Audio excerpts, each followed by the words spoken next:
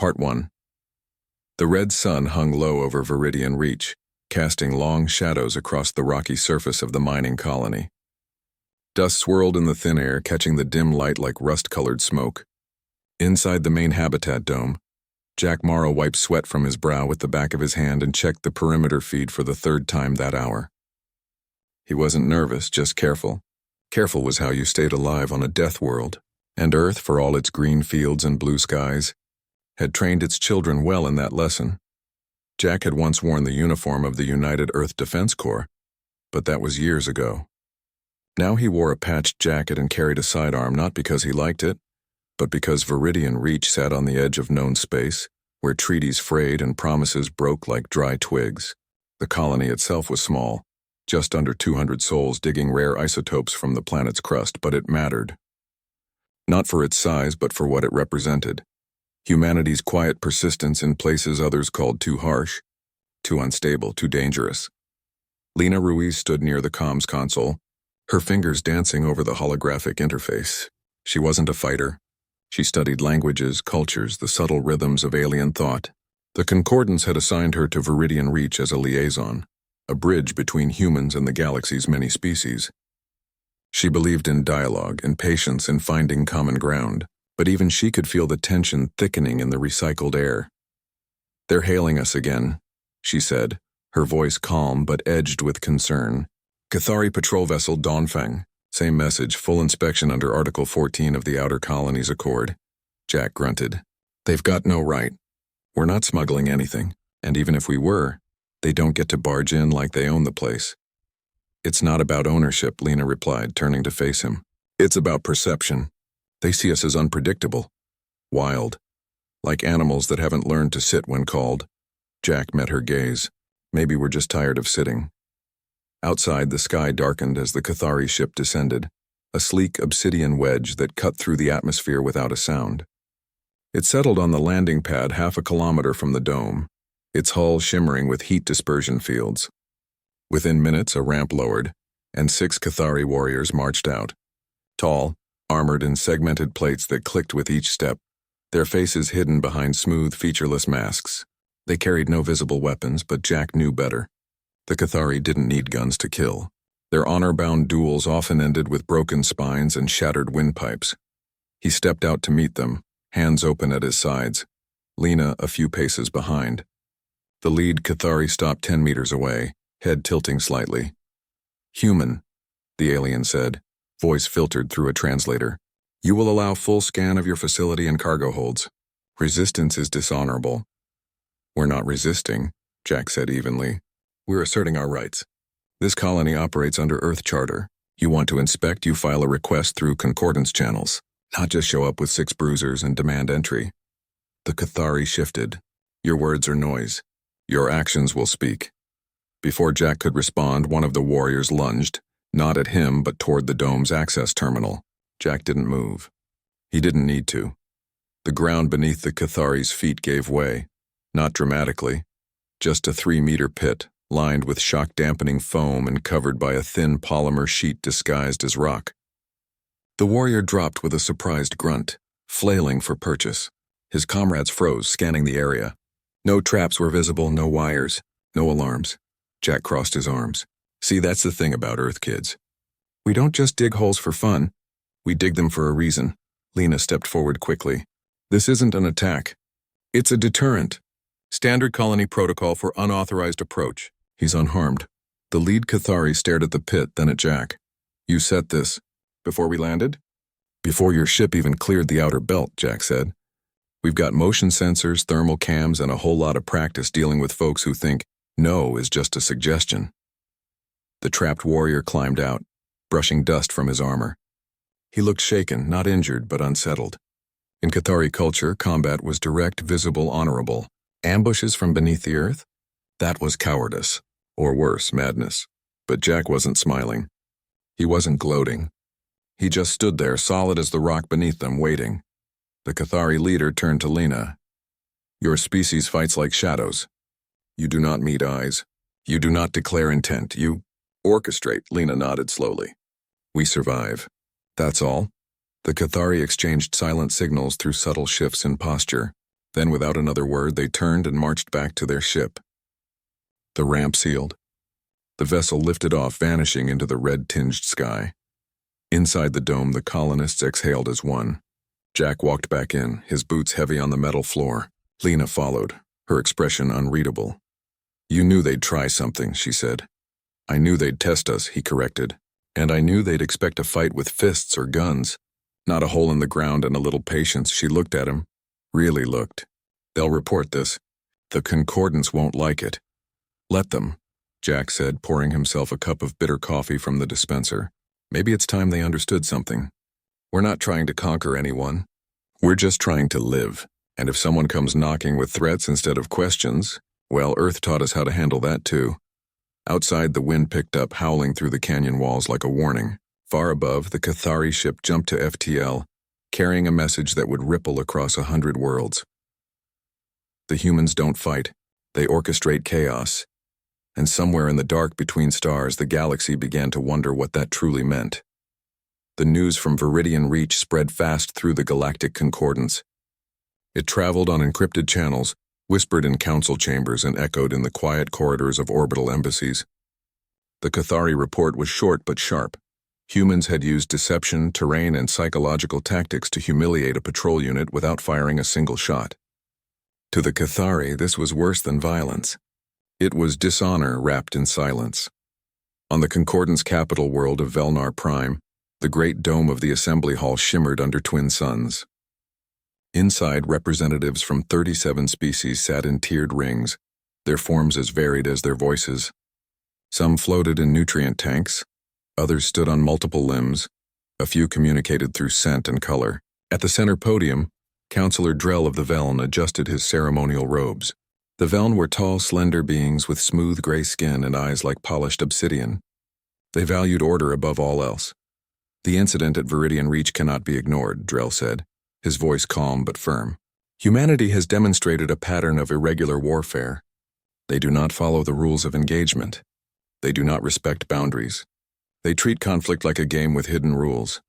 A Zorathi delegate, her feathered crest flared in agitation, spoke next. "They are Deathworlders, born on a planet where predators, storms, and disease shape them into survivors, not diplomats. We knew this when we allowed their colonies. But now they are testing us." The Cathari envoy, armored even in council, stepped forward. "They do not duel, they trap. They do not challenge. They ambush. This is not war. This is sabotage dressed as defense." Murmurs rippled through the chamber. Many species had long viewed humans with suspicion. Earth was a violent cradle, full of wars, extinctions, and rapid, chaotic evolution. Humans healed fast, thought fast, and adapted faster. They were unpredictable. And in a galaxy built on treaties, schedules, and mutual predictability, unpredictability was dangerous. After hours of debate, the Concordance voted. Not for war, but for containment. A new protocol was drafted. All human colonies beyond Sol space would be placed under surveillance. Trade routes would be restricted. FTL access near human zones would require Concordance clearance. It was not a declaration of hostility, but it was close. Meanwhile, on Earth, the message arrived in a secure diplomatic packet. The United Earth Council convened an emergency session. Some argued for defiance. Others urged calm. In the end, they chose a middle path. They would send a representative to Velnar Prime. Not a general, not a politician, but a xenolinguist. Lena Ruiz. She stood in the shuttle bay of the orbital station, her travel case light, her stomach heavy. Jack met her there, hands in his pockets, expression unreadable. "You don't have to do this," he said. "I do," she replied. "If no one explains why we do what we do, they'll keep seeing us as monsters." "They already do," Jack said quietly. "But go, speak clearly, and don't let them make you small." The journey to Velnar Prime took 6 days through folded space. Lena spent most of it studying Concordance law, Cathari honor codes, and old Earth texts on negotiation. She knew she wasn't just defending Viridian Reach. She was defending the idea that humans could belong in this galaxy without changing who they were. When she arrived, she was escorted through gleaming halls to a small hearing chamber. Small because the Concordance did not consider her a full delegate, only a witness. Councillor Drell presided. The Cathari envoy stood nearby, arms crossed. Lena spoke without notes. What happened at Viridian Reach was not an act of aggression. It was an act of protection. The Cathari arrived without proper clearance. They moved toward our systems without warning. On Earth, if a stranger walks onto your land and reaches for your door, you don't assume they're delivering flowers. She paused, choosing her words carefully. We do not fight to win glory. We fight to survive. Our history is written in scars, not statues. When a storm comes, we build shelters. When a predator comes, we set traps. It's not dishonorable, it's necessary. Drell tilted his head. Necessity does not excuse deception. Deception is part of survival, Lena countered. Your own species uses camouflage in your military uniforms. The Zarathi employ sonic misdirection in their scout ships. Even the Cathari use ritual feints in their duels. Why is it different when we do it? The Cathari envoy shifted. Because you do not declare your intent. You hide it. And if we had declared we've dug a pit, please fall in, would you have? Lena asked. A few delegates made soft sounds, almost like laughter, but Drell remained unmoved. Your argument is clever, but it changes nothing. The concordance must maintain stability. Humans disrupt that stability. Before Lena could respond, a priority alert flashed on the chamber's display. A new report from the Helios Rift sector. Fortis Station, a human listening post, had gone dark. Sensor logs showed a concordance fleet mobilizing near the border. Not officially, but enough ships to raise alarms. Lena's heart sank. They weren't listening. They were preparing. She returned to her quarters that night, staring out at Velnar's twin moons. She sent a coded message to Earth. They're not convinced. They're scared. And scared beings make dangerous choices. Back on Viridian Reach, Jack received the update. He didn't curse. He didn't shout. He simply packed a duffel bag, checked his sidearm, and boarded the next transport to Fortis Station. The Concordance thought containment would work. They thought humans would sit quietly while their freedoms were stripped away, but Jack knew better. Containment only worked if the contained played along, and Deathworlders had never been good at playing along. As his ship broke orbit, he looked down at the red planet below. Dust storms swirled like old ghosts. He thought of the hole in the ground, the startled Cathari, the silence that followed. That silence had spoken louder than any weapon. Now the galaxy would hear more. Far away, in the cold dark between stars, concordant ships gathered. They moved with precision, with purpose, with the confidence of those who believed the rules still applied. They did not know that on Earth, children were taught a simple truth. When the rules no longer protect you, you make new ones, and humans were very good at making rules. The Helios Rift was not a place most species like to visit. It was a jagged tear in space where gravity twisted like old rope, and electromagnetic storms flickered like angry ghosts. Ships that strayed too close often lost power, sensors, or worse, their crews. But for humans, it was perfect. Not because it was safe, but because it was messy. And in messy places, clever minds thrived. Jack Morrow stood on the command deck of Fortis Station, a rust-colored outpost bolted to a dead asteroid. Around him, alarms blinked softly, not in panic, but in rhythm, like a heartbeat. Mateo Briggs, the station's chief engineer, tapped at a console with grease-stained fingers. Zoe Kim, their best pilot, leaned against the wall, arms crossed, eyes sharp. They're coming, Zoe said. 37 ships, Kadari Velnzorati, all flying in tight formation. Like they're marching to a parade, Jack nodded. They think we'll meet them head-on. Maybe send a few fighters. Beg for mercy, Mateo snorted. We don't got fighters. We got 3 drones, 2 busted shuttles, and a microwave that doubles as a signal jammer. Good, Jack said. Then they won't expect what's coming. For weeks they had prepared. Not with weapons, but with tricks. They'd seeded the rift with old sensor buoys rewired to mimic warship signatures. They'd mapped every gravity eddy, every plasma current. They'd even hacked into old Concordance comms logs, learning how their fleets coordinated during drills. Humans didn't need big guns when they had time, silence, and the right kind of chaos. The Concordance fleet arrived at dawn cycle, their ships gleaming under the rift's pale light. They formed a wide arc, broadcasting a standard surrender demand on all channels. No reply came, only static. Then the first anomaly hit. A Velen cruiser's long-range scanners picked up a massive energy spike, like a human dreadnought powering up. But when they turned to face it, there was nothing. Just empty space. Moments later, a Cathari frigate reported enemy fighters swarming from behind an asteroid. Again, nothing was there. Confusion spread. Orders clashed. The fleet tightened formation, a classic move to protect against ambush. But in the Helios rift, tight formation was a mistake. Jack watched from Fortis Station's hidden perch, deep in the asteroid's shadow. Now, he said. Matteo flipped a switch. Deep in the rift, a cluster of old mining charges rigged to sonic emitters detonated. Not with fire, but with sound. A low-frequency pulse rippled through space, harmless to hulls but deadly to delicate sensor arrays. Across the Concordance fleet, screens flickered. Navigation systems glitched. Comms filled with noise. Zoe grinned. "They're blind." "Not blind," Jack corrected. "Just lost." Then came the drones. Small, silent, painted black. They carried no weapons, only signal repeaters and holographic projectors. As they zipped through the chaos, they cast ghost images of human warships flickering in and out of view. To the Concordance, it looked like an entire fleet was surrounding them. A Zarathi commander panicked. "We're outnumbered. Fall back." But falling back in the rift was dangerous. The gravitational shear zones shifted without warning. One Veln destroyer veered too close to a micro-black eddy. Its engines screamed as it was pulled off course, colliding with a Cathari escort. Both ships spun wildly, shields failing. No human fired a shot. Back on Fortis Station, Zoe monitored the wreckage. 12 ships down. Rest are scattering, Matteo whistled. They'll blame bad luck. Bad planning. Maybe even the rift itself. Jack shook his head. They'll know. And that's the point.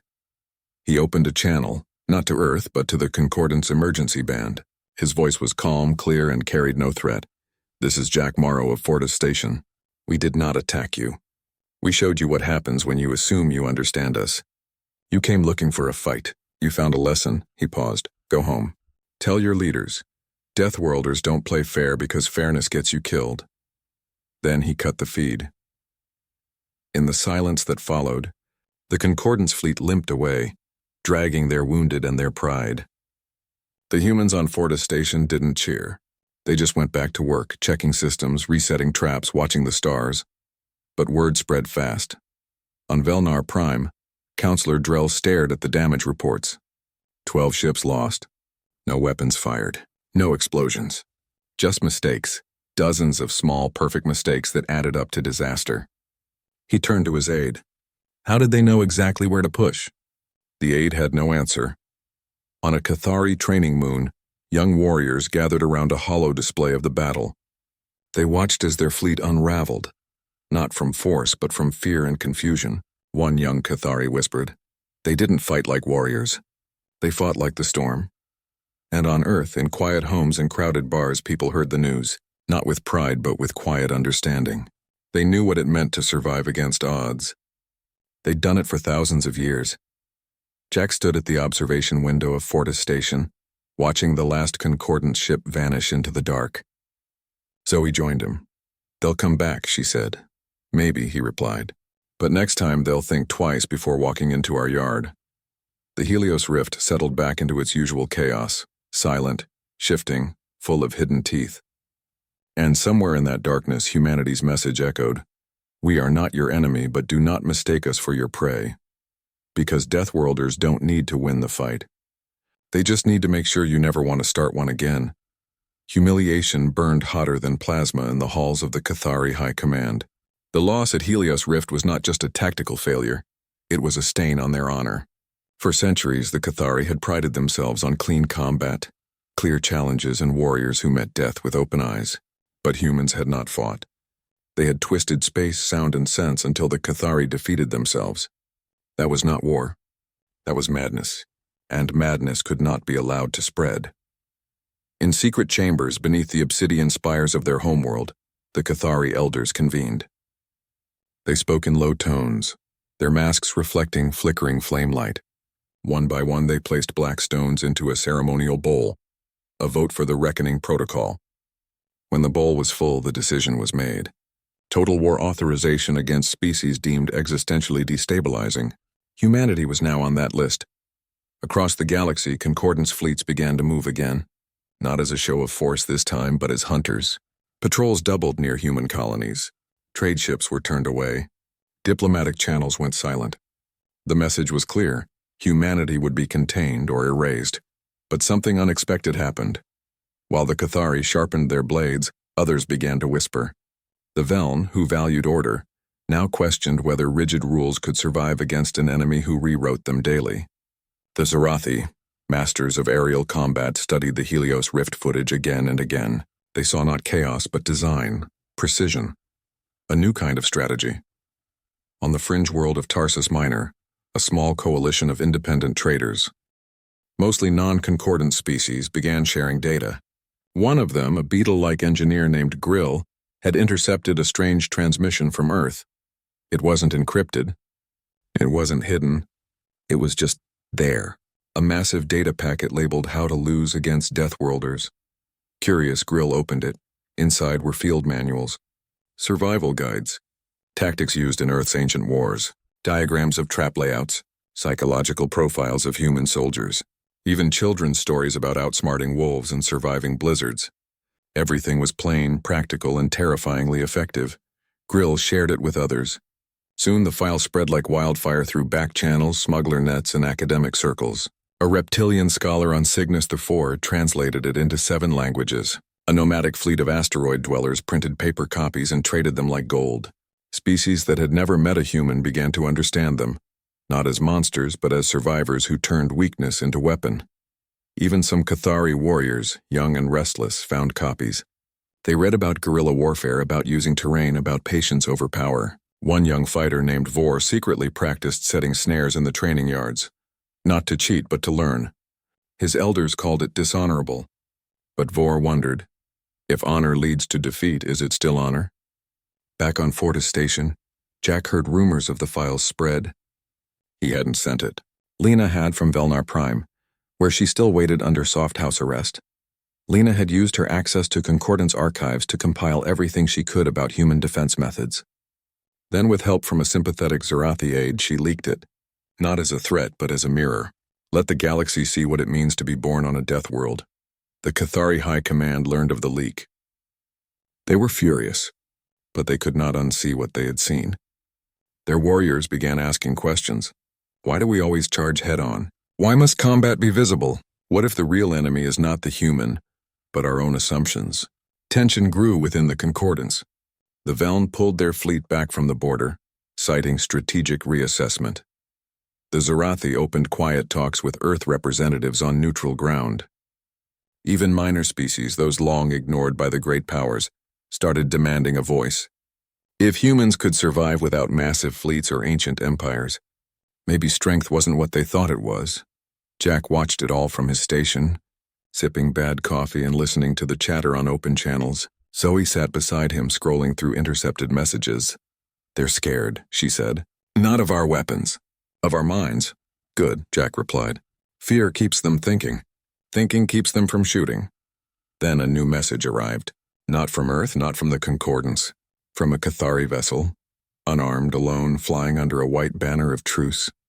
It requested docking at Fortis Station. Purpose, cultural exchange. Jack raised an eyebrow. They want to learn, Mateo laughed.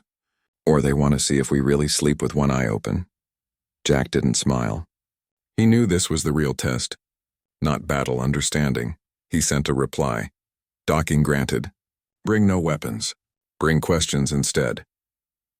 As the Cathari ship approached, slow and cautious, Jack stood at the airlock. He wore no armor. No sidearm. Just his old jacket and steady eyes. The ramp lowered. A single Cathari stepped out, taller than most, mask removed to show scarred gray-blue skin. It was Vor, the young warrior who had read the file. You teach? Vor asked, voice rough but clear. Jack nodded. If you're willing to learn. Vor looked around the station, at the patched walls, the jury-rigged consoles, the signs of constant repair. Your world must be hard. It is, Jack said. But it made us smart. Not cruel. Just careful. Inside, Lena's file played on a loop in the background, a child's voice reading an old Earth proverb. The best trap is the one the prey builds for itself. And for the first time, a Cathari warrior understood. The reckoning protocol still stood.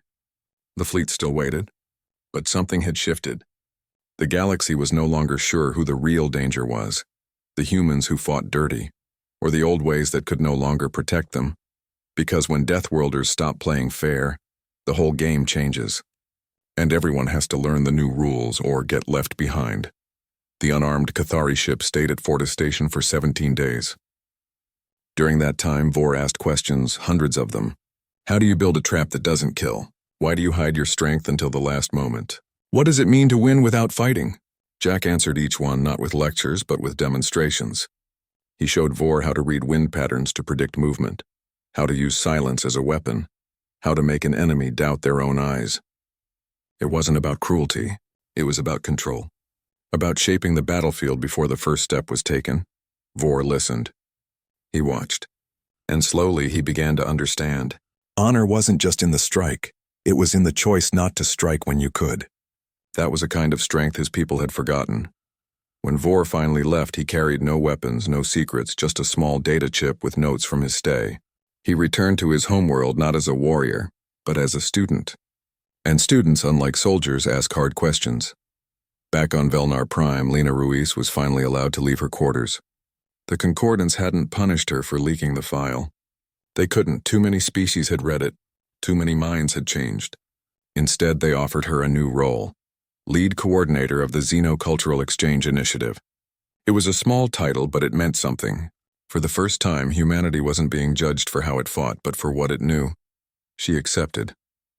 Not because she wanted power, but because she believed understanding could grow where fear once lived. On Earth, schools began adding new lessons, not just about history or science, but about survival thinking. Children learned how to read terrain, how to stay calm under pressure, how to solve problems with what they had. These weren't war lessons. They were life lessons. And slowly, other species asked to share them. The Zarathi sent teachers to study human psychology. The Veln requested access to Earth's old disaster response archives. Even the Cathari, quietly, began revising their warrior codes to include what they now called shadow tactics, not as cheating, but as wisdom. Jack stayed at Fortis Station, but his role changed too. He no longer waited for attacks. He hosted visitors. Pilots from fringe worlds came to learn navigation in chaotic zones. Engineers came to see how humans kept old tech running with tape and hope. He never called it training. He called it sharing.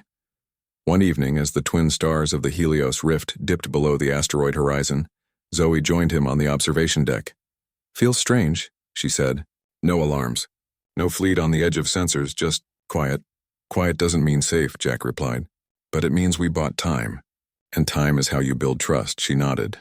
"They finally get it, don't they? We're not trying to rule anyone. We just want to live." "Yeah," Jack said. "And maybe teach a few tricks along the way." Months passed. The Reckoning Protocol was never officially cancelled, but it gathered dust in Cathari archives. No fleet moved against human space. Trade routes reopened, slowly at first, then with growing confidence. New colonies formed, not just human ones, but mixed settlements where Veln planners, Zarathi scouts, and human engineers worked side by side. Lena visited Fortis Station once, bringing fresh fruit from Earth, real apples wrinkled from the long trip but sweet. She and Jack sat in the mess hall eating in comfortable silence. "You did it," she said finally. "No," he corrected. "We all did. You with your words. Me with my holes in the ground. Even Vor asking the right questions," she smiled. "They'll remember this day, not as the day humans won, but as the day the galaxy learned a new way to survive." And she was right. Years later, in schools across 100 worlds, young beings would study the Helios Rift incident, not as a battle, but as a turning point. Teachers would say before that day, strength meant size, speed, fire. After that day, strength meant mind, patience, and knowing when not to swing. The Cathari still dueled. The Veln still valued order. The Zarathi still soared through skies. But all of them now carried a little human wisdom in their strategies. A trap hidden in plain sight, a pause before action, a respect for the quiet ones who watched and waited. Jack eventually retired. He returned to Earth, not to a city, but to a small cabin near the mountains. He grew vegetables, fixed old radios, and sometimes taught local kids how to track animals through snow. No one called him a hero. He didn't want that. He just wanted peace. But peace, he knew, wasn't the absence of conflict. It was the presence of understanding, and understanding, like survival, had to be practiced every day. Far out in the black, Fortis Station still stood. Now it was a school, a meeting place, a symbol. Ships of all kinds docked there not to fight but to learn. On its outer hull, someone had painted a simple phrase in a dozen languages. Fairness is a luxury. Survival is a skill. Every species remembered the day Deathworlders stopped playing fair, not because it was violent, but because it was honest. Humans had shown the galaxy that rules only work when everyone agrees to play, and when the game changes, you either adapt or fall. And from that day on, the galaxy chose to adapt.